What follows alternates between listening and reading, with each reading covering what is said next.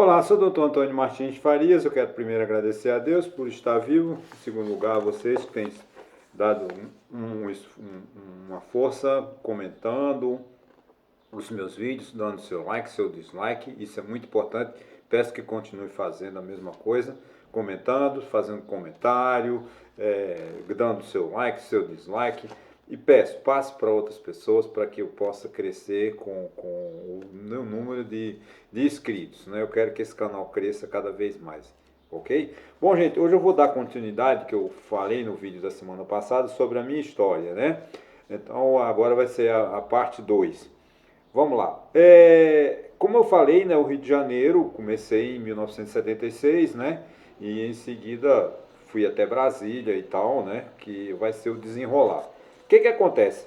Logo que eu cheguei no Rio, eu praticamente analfabeto, como diz assim, eu estudei muito pouco aqui em Serra dos Bois, né? Com a professora Tia Silva, que foi muito importante na minha vida, ela que me deu esse start, né? Esse gosto, esse interesse pela leitura, né? Foi tudo a culpa de Silva Borges, né? Mas aí o que acontece? Quando eu fui para o Rio de Janeiro, que eu entrei na quarta, na quinta série, eu comecei a descobrir também a política. E a história do Brasil ela é muito rica, né? Nós vivíamos já o processo da redemocratização, né? Nós estávamos quase no fim do regime militar e não tinha como. Não, o assunto, né, do momento era a convocação, né, de uma nova Assembleia Constituinte, de retorno dos exilados. Não tinha como fugir deste assunto, né? E o que acontece? Como trabalhava numa empresa multinacional, ela tem uma preocupação com a informação, então ela vinha de graça, né?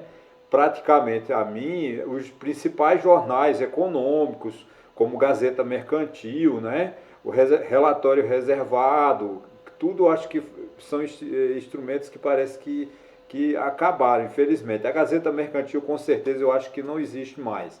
Era um jornal de muita informação econômica e também de informação política, além do Jornal do Brasil, o Globo, o Jornal O Dia, enfim, toda aquela riqueza, revistas semanais, né? E que eu sempre, quando eu aprendi a ler, eu comecei, né, a ter aquela sede de informação, sede de leitura, né? E me influenciou muito, né? O Jornal do Brasil tinha uma coluna de um dos maiores cronistas da política brasileira até hoje. Não existe um que se iguale a ele, que era Carlos Castelo Branco, né, que escrevia uma coluna no Jornal do Brasil. Também me influenciaram muito. João Saldanha foi técnico da seleção brasileira, era botafoguense, né, foi acho que técnico do Botafogo. E ele escrevia uma coluna também no Jornal do Brasil, que era um dos grandes jornais, né, da época. E também o Sérgio Noronha, que era um jornalista do Rio de Janeiro, muito conceituado, principalmente no mundo esportivo. Eles escreviam esses artigos em colunas, né, no Jornal do Brasil e eram também comentaristas esportivos da Rádio Globo, que era uma das maiores rádios que o Brasil tinha. Né? A Rádio Globo, infelizmente, parece que acabou, mas era uma das maiores rádios que o Brasil tinha naquela época, né? Dava notícias de esporte em modo geral. Né? É, como a época era uma época de, ao mesmo tempo de essa grande quantidade de informações, a gente vivia sob o impacto da censura, né? Muitas leituras a gente fazia escondido. Por exemplo, a gente chegava no colégio e lia músicas de Chico Buarque e recomendava-se que destruíssemos aquelas cópias, né, feitas no mimeógrafo, que ninguém sabe o que é, mais o que é mimeógrafo, né?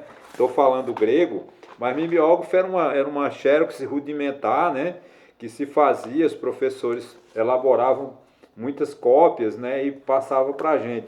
Por quê? Porque a gente podia ser, no caminho, né, interceptado por um camburão da polícia e se te encontrassem alguma coisa, tipo uma letra de Chico Buarque, uma letra de Milton Nascimento, né, seríamos convidados a ir a uma delegacia e responder naquele tempo tinha chamada prisão por vadiagem, né? Se você não tivesse com uma carteira profissional assinada, você era preso por vadiagem, né? E também você podia ser preso porque era subversivo ou tinha alguma ligação com o comunismo, né? Como se comunismo fosse crime você ser comunista, né? Mas foi uma época rica, né? Eu participei assim, não fui um agitador político, mas eu ia aos movimentos políticos, eu me interessava pelos movimentos políticos, né? Por exemplo, um dos mais assim que me chamou a atenção foi quando o governo, né, o governo federal, né, derrubar a sede da UNE, que ficava na praia do Flamengo, e foi uma revolta, toda a sociedade do Rio de Janeiro foi contra e nós fomos fazer passeata, né? A UNE, como vocês sabem, a União Nacional dos Estudantes, ela teve um papel fundamental no desenvolvimento social e político brasileiro, né? Por exemplo, nós temos grandes líderes políticos que foram presidentes da UNE, por exemplo, José Serra, César Maia, né? Lindbergh Farias, que a gente goste ou não, se eles estão em outros pensamentos políticos, eu não tenho o direito de desaboná-los, né? Essas pessoas são importantes, elas têm um discurso diferente do meu, mas eu tenho que respeitá-los, né? Como pensadores de esquerda, socialistas ou comunistas, como quer que seja. A gente tem que respeitar a opinião do outro. Não adianta a gente ficar, eu sou de esquerda, não aceito a direita, eu sou de direita, não aceito a esquerda. Não. Nós vivemos num Estado democrático de direito, todas as pessoas têm o direito de se manifestar, falar aquilo que quer. E ninguém pode obrigar a eu ser de um partido A ou de um partido B, né? Então essas pessoas como José Serra, César Maia, Lindbergh Farias, elas tiveram um papel, tudo isso foi fruto da UNE. Mas a UNE acho que virou quase um partido político, acho que as lideranças foram todas para o PT, né, para o PCdoB, e acabou, a UNE hoje é uma organização praticamente esquecidas. Os estudantes não têm mais aquele movimento, não tem mais aquela importância que tiveram na época da ditadura, né? Eu me lembro outro movimento, já era pela redemocratização, né?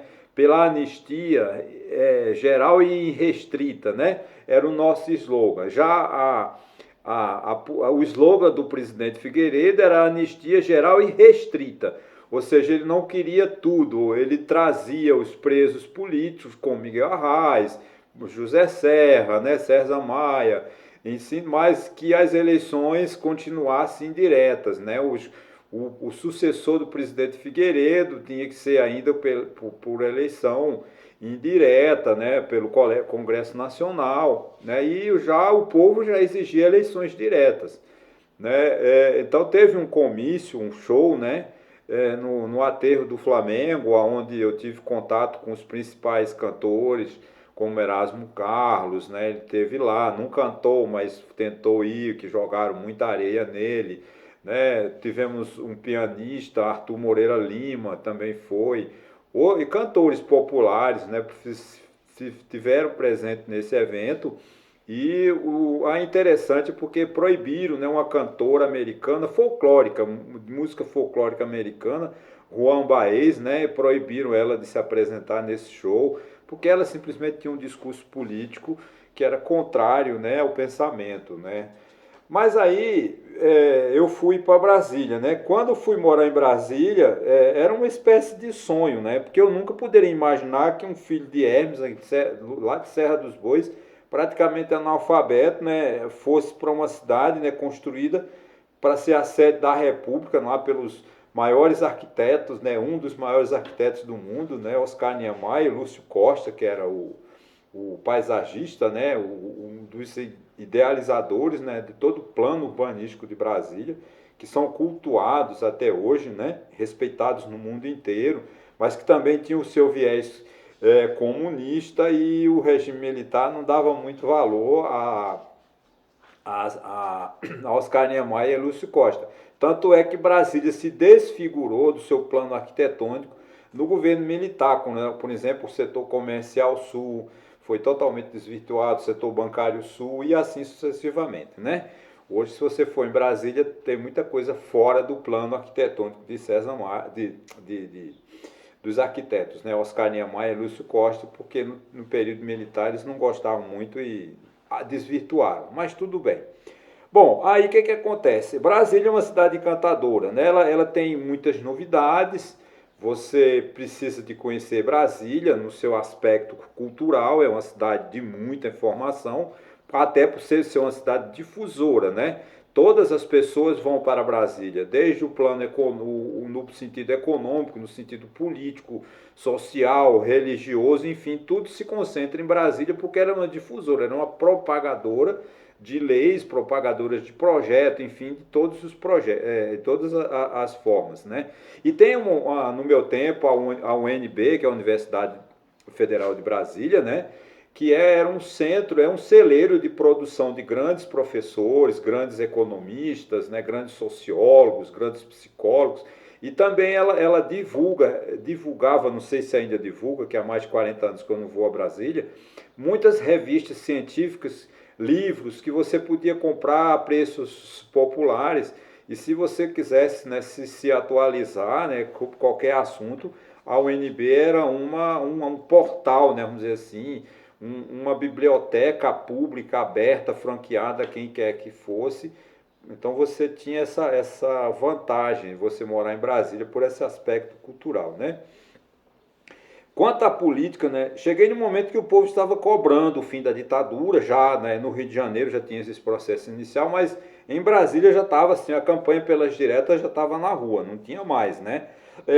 Tivemos a emenda do Dante de Oliveira, que era um deputado jovem do Mato Grosso do Sul, que infelizmente veio a falecer há poucos anos, né? Mas a emenda Dante de Oliveira pedia já as eleições diretas, né? Em 85, né, para eleger o presidente João Figueiredo, que tinha como candidatos o Paulo Maluf, vamos dizer assim, o Paulo Maluf pulou a cerca, né? Porque o candidato de consenso, né? O desejo do presidente Figueiredo era fazer o Mário Andreasa, que era o seu ministro dos transportes, que desenvolveu o Brasil através de rodovias, né? Foi uma pessoa de muito respeito, a gente tem que ter o respeito pelo Mário Andreasa, que foi ministro dos transportes do governo Figueiredo, e segundo informações era um homem muito ético, muito íntegro e muito honesto. Né? No fim da sua vida, as pessoas dizem, né, que ele não construiu nenhum patrimônio fora de forma, vamos dizer assim, ilícita, né? E a gente tem que respeitar essa figura do Mário Andreasa. Só que Paulo Maluf se lançou candidato de uma forma bem agressiva e Aureliano Chaves, que era o vice de Figueiredo, também queria. Aí houve um racha, né? uma disputa. Marco Maciel, vendo essa grande lacuna, né? Essa briga, né? Essa cratera, vamos dizer assim, não é lacuna, seria mais ou menos uma cratera que estava ocorrendo na política, se une a Tancredo Neves e forma a Frente Liberal, e Tancredo Neves se candidata e é eleito no dia 15 de janeiro de 1985. Né? Infelizmente, que era para tomar posse no dia 15 de março do mesmo ano, na véspera, dia 14, né, adoeceu e morreu no dia 21 de abril. Então, quer dizer, eu cheguei em Brasília essa fervura, né? Essa panela de pressão, porque o exército ainda estava na rua, né? Tinha o chefe de gabinete militar do Palácio do Planalto, era o general Newton Cruz, e a gente ia fazer passeata cobrando as diretas, e ele montava num cavalo branco e saía dando chicotadas nos carros e quem encontrasse pela frente, né? Mas graças a Deus nós encontramos um caminho, tivemos eleições diretas em 1989, porque, né, o presidente Sarney convocou a Constituinte e elaborou-se a Constituição de 1988. Em 1989 começamos as nossas eleições diretas e que, graças a Deus, de lá para cá nunca mais tivemos interrupção, né? Vamos lá, agora nós continuamos, como eu falei, a gente continuou, né, tendo essa luta, porque foi uma luta bastante acirrada pela redemocratização, né? E terminada a eleição de Tancredo Neves, a morte de Tancredo Neves, a presidência Sarney, nós continuamos lutando por grandes mudanças na Constituinte, né? Que foi um movimento muito importante. Eu cheguei a participar de alguns seminários, um dos quais fui recebido pessoalmente, tive o privilégio de ser recebido, né, pelo presidente Fernando Henrique Cardoso, que ainda era senador, e a dona Ruth, sua esposa, né, eles que preencheram a minha ficha.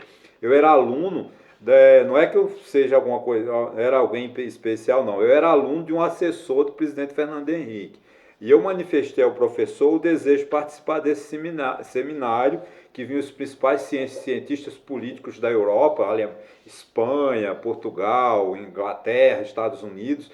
Aí eu manifestei o desejo, ele disse, então você vai lá no dia e procure Fernando Henrique Cardoso, e ele vai lhe, diga que você veio, eu lhe indiquei. Aí eu fui lá, falei, senador Fernando Henrique Cardoso, ele me recebeu com muita educação, muito educado, a esposa dele, a dona Ruth, uma simpatia de pessoa. Quando eu falei que era aluno desse professor, ele preencheu minha ficha. Pena que eu não guardei a ficha para provar, mas fica na minha consciência, na minha emoção, né, de ter conhecido pessoalmente a dona Ruth Cardoso e também o senador Fernando Henrique Cardoso. Nessa ocasião também assisti uma bela palestra de Afonso Arinos de Melo Franco, já estava no fim da vida, já era, acho que mais de 90 anos, mas foi um senador constituinte, um excelente escritor, tem grandes livros sobre direito constitucional. Eu sou fã de Afonso Arinos de Melo Franco e companhia, tá? Então, o que acontece? Aí eu fui, né, já estava no processo de faculdade, né, me formei em Ciências Contábeis.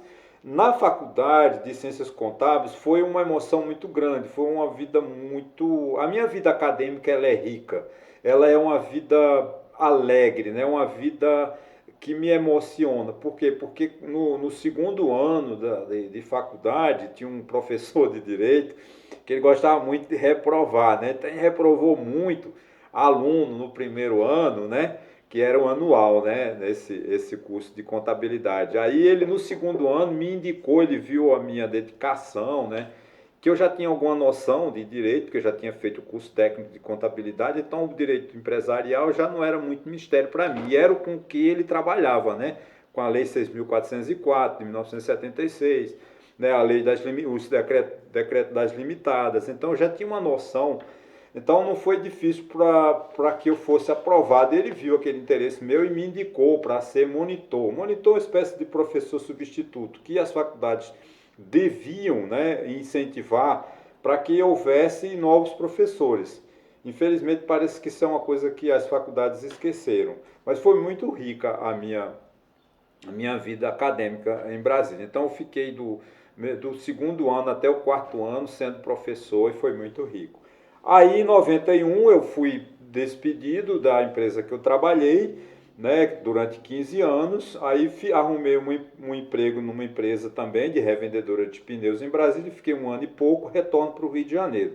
Então meu retorno ao Rio de Janeiro eu vou fazer no próximo vídeo, né, porque já são 18 minutos, eu não quero tomar muito tempo de vocês, para que vocês não fiquem muito tempo e vocês possam ver de uma maneira mais